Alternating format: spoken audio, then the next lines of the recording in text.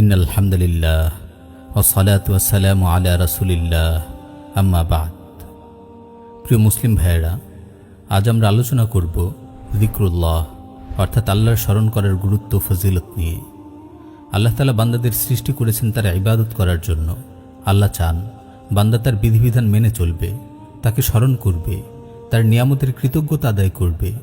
কিন্তু শয়তান চায় আল্লাহর বান্দারা যেন আল্লাহর অবাধ্যতায় লিপ্ত থাকে, আল্লাহর স্মরণ থেকে গাফিল হয়ে গুনার মাঝে ডুবে থাকে।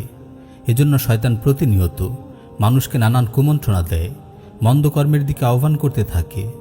বস্তুত আল্লাহর স্মরণ থেকে গাফিল থাকার কারণেই মানুষ নানান গুনায় জড়িয়ে পড়ে। যার অন্তরে আল্লাহর স্মরণ আছে, যে আল্লাহর আনুগত্য পালনে যত্নশীল থাকে, শয়তান তাকে সহজে কাবু করতে পারে না। আল্লাহর স্মরণের মাধ্যমেই বান্দা দিনের উপর অটল অবিচল থাকতে পারে। এজন্যই বান্দাদের আল্লাহকে বেশি বেশি স্মরণ করার প্রতি গুরুত্বারোপ করে পবিত্র কুরআন ও হাদিসে অনেক আয়াত ও হাদিস বর্ণিত হয়েছে। আল্লাহ তাআলা বলেন, ইয়া আইয়ুহাল্লাযীনা আমানু যকুরুল্লাহা যিকরান কাসীরা ওয়াসাব্বিহুহু বুকরাতান ওয়া আসীলা। হে মুমিনগণ, তোমরা আল্লাহকে অধিক পরিমাণে স্মরণ করো এবং সকাল সন্ধ্যায় তার পবিত্রতা ও মহিমা ঘোষণা করো। আল্লাহকে অধিক পরিমাণে স্মরণ করার দ্বারা মুমিন সফলতা লাভ করতে পারে। এজন্যই আল্লাহ তাআলা মুমিনদের তাকে অধিক পরিমাণে স্মরণ করার আদেশ দিয়ে বলেন, ইয়া আইয়ুহাল্লাযীনা আমানু ইযা লাকাইতুম ফিআতান ফাসবুতু ওয়াযকুরুল্লাহা কাসীরান লাআল্লাকুম তুফলিহুন। হে মুমিনগণ, যখন তোমরা কোনো বাহিনীর সম্মুখীন হও তখন সুদৃঢ় থাকো এবং আল্লাহকে অধিক পরিমাণে স্মরণ করো, যাতে তোমরা সফলতা লাভ করতে পারো। আল্লাহ তাআলা সত্যিকারের মুমিনদের বৈশিষ্ট্য বর্ণনা করে বলেন, ইন্নামাল মুমিনুনাল্লাযীনা ইযা যুকিরাল্লাহু ওয়াজিলাত কুলুবুহুম। মুমিন তো তারাই আল্লাহকে স্মরণ করা হলে যাদের অন্তর কেঁপে ওঠে। প্রকৃতপক্ষে জ্ঞানবান মুমিন বান্দারা আল্লাহর স্মরণে মাশগুল থাকে। আল্লাহ তাআলা এমন জ্ঞানবান লোকদের ব্যাপারে বলেন, আল্লাযীনা ইয়াযকুরুনাল্লাহা কিয়ামান ওয়া কুউদান ওয়া আলা জুনুবিহিম ওয়া ইয়াতাফাক্কারুনা ফি খালকিস সামাওয়াতি ওয়াল আরদ রব্বানা মা খালাকতা হাযা বাতিলা সুবহানাকা ফাকিনা আযাবান নার। যারা দাঁড়িয়ে, বসে ও শায়িত অবস্থায় আল্লাহকে স্মরণ করে এবং চিন্তা গবেষণা করে আসমান মণ্ডলী ও জমিন সৃষ্টির বিষয়ে, তারা বলে, হে আমাদের পালনকর্তা, এসব আপনি অনর্থক সৃষ্টি করেননি, সকল পবিত্রতা আপনারই। সুতরাং আপনি আমাদেরকে জাহান্নামের শাস্তি থেকে রক্ষা করুন। পক্ষান্তরে মুনাফিকরা আল্লাহকে অল্পই স্মরণ করে। আল্লাহ তাআলা তাদের ব্যাপারে বলেন, ইন্নাল মুনাফিকিনা ইউখাদিউনাল্লাহা ওয়া হুয়া খাদিউহুম ওয়া ইযা কামু ইলাস সালাতি কামু কুসালা ইউরাউনান নাস ওয়া লা ইয়াযকুরুনাল্লাহা ইল্লা কালিলা। নিশ্চয় মুনাফিকরা আল্লাহর সাথে ধোঁকাবাজি করে, অথচ আল্লাহই তাদের ধোঁকায় ফেলে রেখেছেন। তারা যখন সালাতে দাঁড়ায় তখন অলসতার সাথে দাঁড়ায়। তারা মানুষকে দেখায় আর আল্লাহকে অল্পই স্মরণ করে। প্রিয় ভাই, আল্লাহ তাআলা আল্লাহকে অধিক স্মরণকারী পুরুষ ও নারীদের জন্য ক্ষমা ও মহাপ্রতিদান প্রস্তুত করে রেখেছেন। দীর্ঘ আয়াতের একাংশে আল্লাহ তাআলা বলেন, ওয়ায-যাকিরিনাল্লাহা কাসীরান ওয়ায-যাকিরাতি আ'আদ্দাল্লাহু লাহুম মাগফিরাতান ওয়া আজরান আযীমা। আল্লাহকে অধিক স্মরণকারী পুরুষ ও আল্লাহকে অধিক স্মরণকারী নারী, তাদের জন্য আল্লাহ প্রস্তুত করে রেখেছেন ক্ষমা ও মহাপ্রতিদান। হাদিস শরীফেও রাসূল সাল্লাল্লাহু আলাইহি ওয়াসাল্লাম আল্লাহকে স্মরণ করার অনেক ফজিলতের কথা বর্ণনা করেছেন। রাসূল সাল্লাল্লাহু আলাইহি ওয়াসাল্লাম বলেছেন, আলা উনাব্বিউকুম বিখাইরি আ'মালিকুম ওয়া আযকাহা 'ইনদা মালিকিকুম ওয়া আরফা'iহা ফি দারাজাতিকুম ওয়া খায়রুল লাকুম মিন ইনফাকিয যাহাবি ওয়াল ওয়ারিক ওয়া খায়রুল লাকুম মিন আন তালকাউ আদুওয়াকুম ফাতাদরিবু আ'নাকাহুম ওয়া ইয়াদরিবু আ'নাকাকুম। ক্বালু বালা ক্বালা যিকরুল্লাহি তাআলা। আমি কি তোমাদেরকে তা জানিয়ে দেব না, আমলের মধ্যে যা সর্বোত্তম, তোমাদের মালিকের কাছে যা অত্যন্ত পবিত্র, তোমাদের জন্য যা অধিক মর্যাদা বৃদ্ধিকারী, আল্লাহর পথে সোনারূপা ব্যয় করার তুলনায় যা তোমাদের জন্য উত্তম, এবং তোমরা তোমাদের শত্রুদের মুখোমুখি হয়ে তাদের হত্যা এবং তারা তোমাদের হত্যা করার চেয়েও অধিকতর শ্রেষ্ঠ। সাহাবীগণ বললেন, হ্যাঁ অবশ্যই। তিনি বললেন, তা হলো আল্লাহ তাআলার জিকির। আবু হুরায়রা রাদিয়াল্লাহু তাআলা থেকে বর্ণিত এক হাদিস এসেছে, তিনি বলেন, كان رسول الله صلى الله عليه وسلم يسير في طريق مكة فمر على جبل يقال له جمدان فقال سيروا هذا جمدان سبق المفردون قالوا وما المفردون يا رسول الله قال الذاكرون الله كثيرا والذاكرات রাসূল সাল্লাল্লাহু আলাইহি ওয়াসাল্লাম মক্কার পথে জুমদান পাহাড়ের পাদদেশ দিয়ে চলছিলেন। তখন তিনি বললেন, তোমরা চলতে থাকো, এই যে জুমদান পাহাড়, মুফাররিদরা অগ্রগামী হয়েছে। সাহাবীগণ তখন বললেন, হে আল্লাহর রাসূল, মুফাররিদ কারা? তিনি বললেন, তারা ওইসব পুরুষ ও নারী যারা আল্লাহকে অধিক পরিমাণে স্মরণ করে। আব্দুল্লাহ বিন বুস রাদিয়াল্লাহু তাআলা আনহু থেকে বর্ণিত, তিনি বলেন, আন্না আ'রাবিয়্যান قال لرسول الله صلى الله عليه وسلم إن شرائع الإسلام قد كثرت علي فأنبئني منها بشيء أتشبث به قال لا يزال لسانك رطبا من ذكر الله عز وجل এক বেদুইন রাসূল সাল্লাল্লাহু আলাইহি ওয়াসাল্লামকে বলল, ইসলামের বিধিবিধান আমার জন্য বেশি হয়ে গেছে, কাজে আমাকে তার মধ্য থেকে এমন একটি বিষয় বলে দিন যা আমি শক্ত করে আঁকড়ে থাকব। রাসূল সাল্লাল্লাহু আলাইহি ওয়াসাল্লাম বললেন, তোমার জিহ্বা যেন সর্বক্ষণ আল্লাহর জিকিরে সজীব থাকে। হাদিস শরীফে আরো বর্ণিত হয়েছে, রাসূল সাল্লাল্লাহু আলাইহি ওয়াসাল্লাম বলেছেন, সাবআতুন ইউযিল্লুহুমুল্লাহ রাজুলুন যাকারাল্লাহ ফাফাদাত আইনা।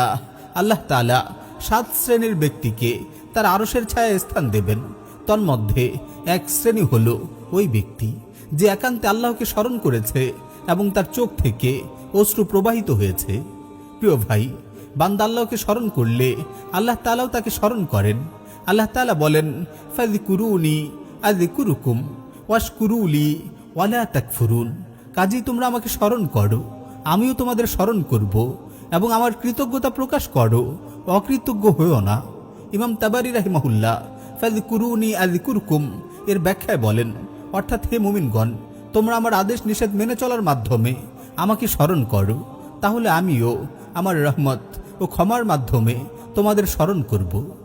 হাদিসে কুদসিতে এসেছে, রাসূল সাল্লাল্লাহু আলাইহি ওয়াসাল্লাম বলেছেন, আল্লাহ তাআলা বলেন, আনা ইনদা যান্নি আবদি বি ওয়া আনা মাআহু ইযা যাকারানি ফাইন যাকারানি ফি নাফসিহি যাকারতুহু ফি নাফসি ওয়া ইন যাকারানি ফি মালাইন যাকারতুহু ফি মালাইন খায়রিম মিনহুম ওয়া ইন তাকাররাবা ইলাইয়া বিশিবরিন তাকাররাবতু ইলাইহি যিরাআন وإن تقرب إلي ذراعا تقربت إليه باعا وإن أتاني يمشي أتيته هرولا। আমি আমার বান্দার সাথে তেমনই আচরণ করি বান্দা যেমন আমার প্রতি ধারণা করে, আর সে যখন আমাকে স্মরণ করে তখন আমি তার সাথেই থাকি। যদি সে মনে মনে আমাকে স্মরণ করে আমিও তাকে মনে মনে স্মরণ করি, আর যদি সে লোক সমাবেশে আমাকে স্মরণ করে তবে আমিও তাকে তাদের চেয়ে উত্তম সমাবেশে স্মরণ করি। যদি সে আমার দিকে 1 বিঘত এগিয়ে আসে তবে আমি তার দিকে 1 হাত এগিয়ে যাই। যদি সে আমার দিকে 1 হাত অগ্রসর হয় আমি তার দিকে 2 হাত এগিয়ে যাই, আর যদি সে আমার দিকে হেঁটে আসে আমি তার দিকে দৌড়ে যাই। হাদিসে কুদসিতে আরো বর্ণিত হয়েছে, রাসূল সাল্লাল্লাহু আলাইহি ওয়াসাল্লাম বলেছেন, আল্লাহ তাআলা বলেন, আনা মা আবদি ইযা হুয়া যাকারানি ওয়া তাহাররাকাত বি শাফাতা। বান্দা যতক্ষণ আমাকে স্মরণ করতে থাকে এবং আমার জিকিরের কারণে তার ঠোঁট নড়তে থাকে ততক্ষণ আমি তার সাথেই থাকি। আল্লাহর জিকিরে রত লোকদের ফজিলত বর্ণনা করে রাসূল সাল্লাল্লাহু আলাইহি ওয়াসাল্লাম বলেছেন, লা ইয়াকউদু কওমুন ইয়াযকুরুনাল্লাহ আযজা ওয়া জাল ইল্লা হাফফাতহুমুল মালায়েকা ওয়া গাশিয়াতহুমুর রাহমাহ ওয়া নাযালাত আলাইহিমুস সাকিনাহ ওয়া যাকারাহুমুল্লাহু ফীমান ইনদাহ। যখনই কিছু মানুষ আল্লাহ তাআলার জিকিরে রত হয় তখনই ফেরেশতারা তাদের ঢেকে নেয়, তাদেরকে রহমতে আচ্ছন্ন করে নেয়, তাদের উপর প্রশান্তি নাজিল হয় এবং আল্লাহ তার নিকটবর্তী ফেরেশতাদের কাছে তাদের কথা আলোচনা করেন। এমন লোকদের ব্যাপারে রাসূল সাল্লাল্লাহু আলাইহি ওয়াসাল্লাম আরো বলেছেন, মা মিন কওমিন ইজতামাউ ইয়াযকুরুনাল্লাহ লা ইউরিদুনা বিযালিকা ইল্লা ওয়াজহা ইল্লা নাদাহুম মুনাদিম মিনাস সামা আন কুমু মাগফুরান লাকুম কদ বুদ্দিলাত সাইয়্যাতুকুম হাসানাত। যখনই কিছু মানুষ আল্লাহ তাআলার জিকিরের জন্য একত্রিত হয় এবং আল্লাহর সন্তুষ্টি তাদের একমাত্র উদ্দেশ্য হয়, তখন আসমান হতে একজন ঘোষক ঘোষণা করেন যে তোমাদের ক্ষমা করে দেয়া হয়েছে এবং তোমাদের গুনাহগুলো নেকিতে পরিবর্তন করে দেয়া হয়েছে। হাদিস শরীফে জিকিরের হালাকাসমূহকে জান্নাতের বাগান বলা হয়েছে। রাসূল সাল্লাল্লাহু আলাইহি ওয়াসাল্লাম বলেছেন, ইযা মারারতুম বিরিয়াদিল জান্নাহ ফারতাউ, তোমরা যখন জান্নাতের বাগানসমূহের নিকট দিয়ে যাও তখন সেখানে খুব বিচরণ করো। সাহাবীগণ বললেন, জান্নাতের বাগানসমূহ কি? রাসূল সাল্লাল্লাহু আলাইহি ওয়াসাল্লাম বললেন, জিকিরের হালাকাসমূহ। প্রিয় ভাই, আল্লাহর স্মরণেই লাভ হয় অন্তরের প্রশান্তি। আল্লাহ তাআলা বলেন, আলা বিযিকরিল্লাহি তাতমাইন্নুল কুলুব, জেনে রেখো আল্লাহর স্মরণ দ্বারাই অন্তরসমূহ প্রশান্ত হয়।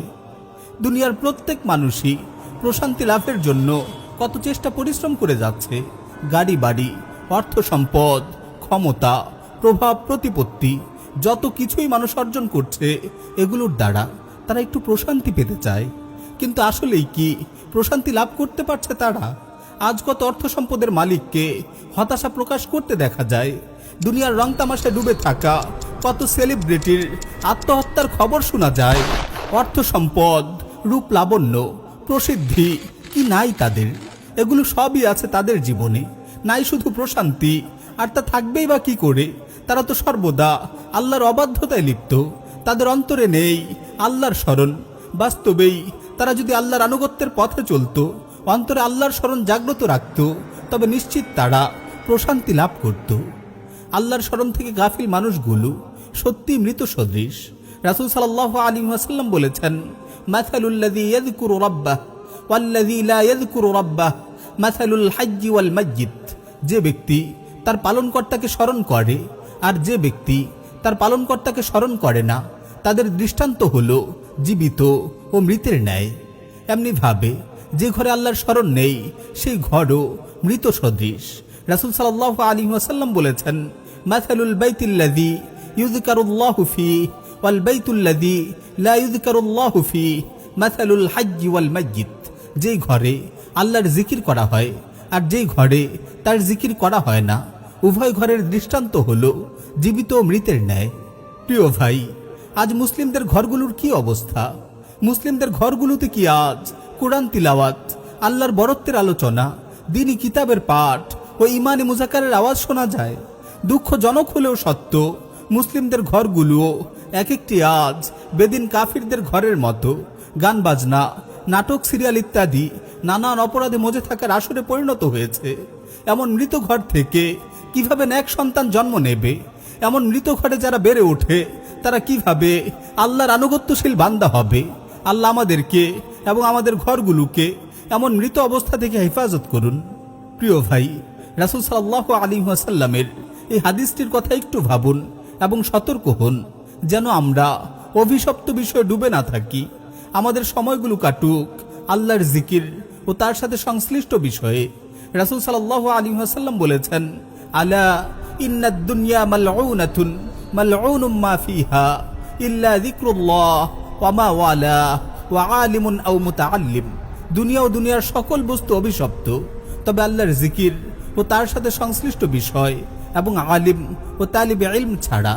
প্রিয় ভাই, বর্তমানে মানুষ যেসব আসর জমায় সেখানে কিসের আয়োজন হয়? তাতে কি আল্লাহর নাম স্মরণ করা হয়? প্রিয় নবীজির এই হাদিসগুলোর কথা চিন্তা করে দেখুন। আল্লাহর স্মরণ থেকে গাফিল থাকা মানুষগুলোর এসব আসর ও সমাবেশের কারণে কিয়ামত দিবসে তাদের কেমন পরিণতির সম্মুখীন হতে হবে? রাসূল সাল্লাল্লাহু আলাইহি ওয়াসাল্লাম বলেছেন, মা মিন কওমিন ইয়াকুমুনা মিন মাজলিসিন লা ইয়াযকুরুনাল্লাহা ফীহি ইল্লা কামু আন মিসলি জিফাতি হিমারিন ওয়া কানা লাহুম হাসরা, যদি কোনো একদল লোক এমন কোনো মজলিস থেকে উঠল যেখানে তারা আল্লাহর নাম স্মরণ করেনি, তবে তারা যেন গাধার লাশের কাছ থেকে উঠে এলো, আর এরূপ মজলিস তাদের জন্য আফসোসের কারণ হবে।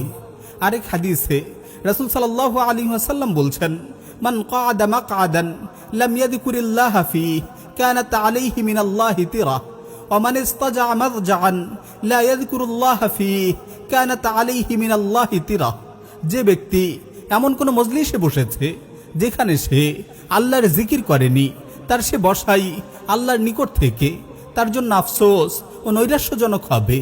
আর যে ব্যক্তি এমন কোনো শয়নে শুয়েছে যেখানে সে আল্লাহর জিকির করেনি, তার সে শোয়াই আল্লাহর নিকট থেকে তার জন্য আফসোস